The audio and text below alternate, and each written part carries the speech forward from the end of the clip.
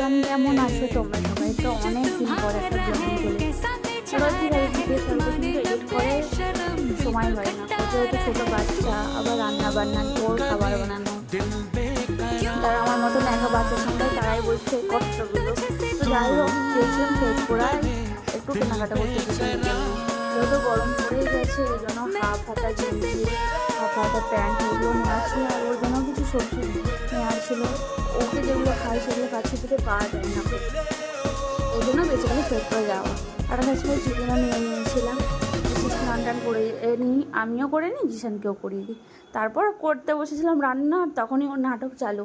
তারপরে ওই কোনোরকম করে নিলাম মাংস দিয়ে আলু দিয়ে ঝোল। আর কিছু করা হয়নি, টাইম পাইনি, মেন কথা হচ্ছে এটা। আস্তে আস্তে 12:30 বেজে গেছিলো। তারপর সন্ধ্যাবেলা গেছিলাম শিক পরোটা। তারপরে একটুখানি রেডি হয়ে বেরিয়ে পড়ি বাজারে জিসানের একটু কিছু জিনিস কেনার জন্য। আসলে যেহেতু আমার কাছে ব্লেন্ডার নেই, ওর খাবার আমি হাতেই ম্যাশ করি। একটা বড় চাচিনি নিয়ে নিই, ওর মধ্যে দিয়েই ম্যাশ করি। আর কিছুদিন পর তো দেশে চলেই যাব, এবার আমাদেরকে কেনাকাটাও স্টার্ট করে দিতে হবে।